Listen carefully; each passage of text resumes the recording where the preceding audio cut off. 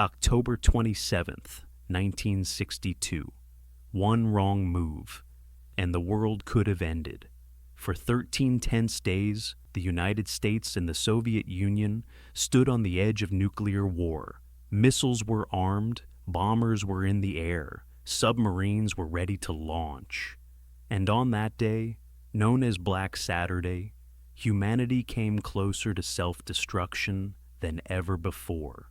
This is the story of how the world nearly ended, and how a handful of men stopped World War III.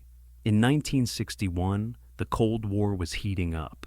The Berlin Wall had just divided a city and the world. The United States had over 170 nuclear missiles aimed squarely at the Soviet Union. The USSR, in turn, sought a way to strike back if war ever broke out. Their solution was Cuba. Only 90 miles off the coast of Florida, Cuba had become a communist ally after Fidel Castro seized power. And in 1962, Soviet leader Nikita Khrushchev made a bold decision to secretly deploy nuclear missiles to the island within minutes of striking U.S. soil.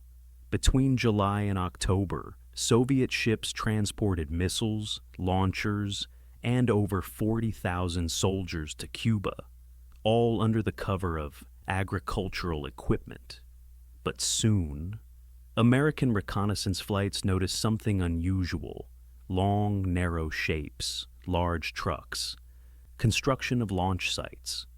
On October 14th, a U-2 spy plane captured the evidence. And when President John F. Kennedy saw the photos, he realized the world was on the edge of annihilation.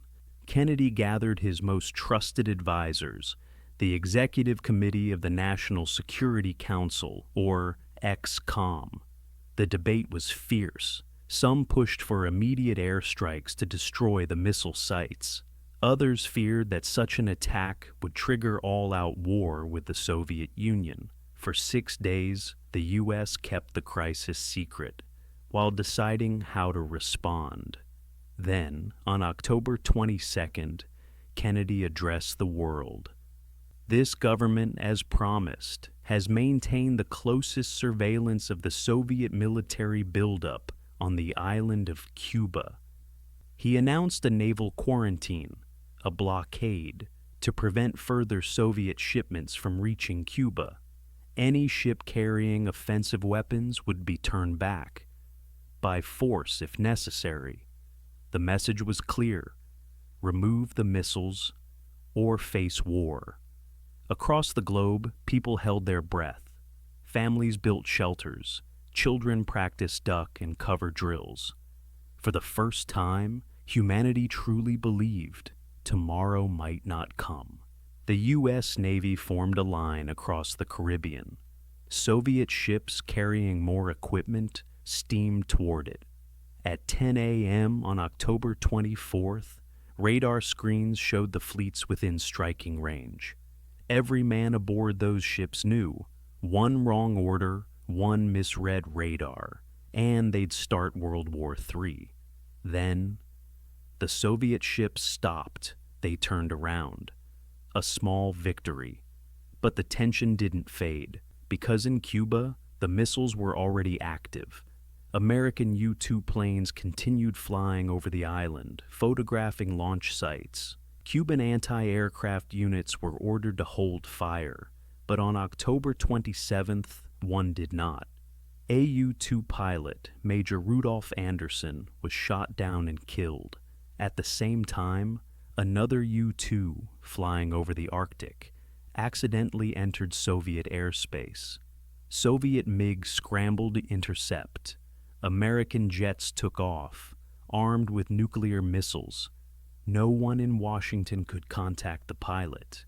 For a few terrifying minutes, the U.S. and the USSR were on hair-trigger alert. And at the center of it all, Soviet submarines, deep in the Atlantic, were being hunted by U.S. destroyers. One submarine, B-59, had lost radio contact for days. The crew, overheated, exhausted, believed war had already started. When U.S. ships dropped practice depth charges, the captain prepared to launch a nuclear torpedo. But one man, Vasily Arkhipov, the second in command, refused to give consent.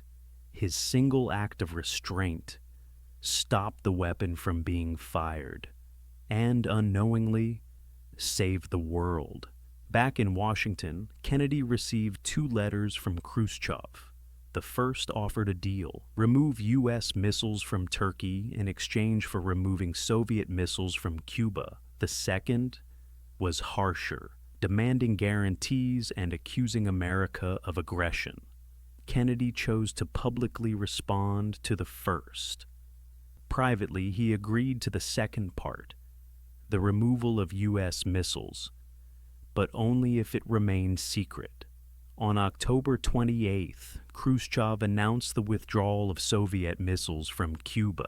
The U.S. quietly did the same with its Jupiter missiles in Turkey months later.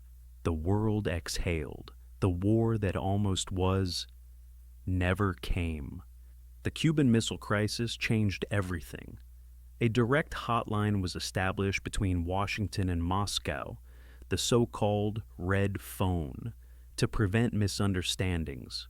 Both sides began signing nuclear treaties to limit future arms races.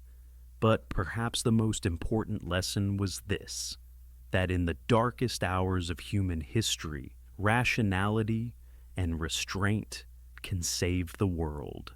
Because sometimes the fate of humanity doesn't rest in systems or weapons or governments. It rests in the hands of a few people who simply refuse to press the button. This was WW3, the day we almost lost the Cold War, the 1962 Cuban Missile Crisis, a moment when the world stood still and survived.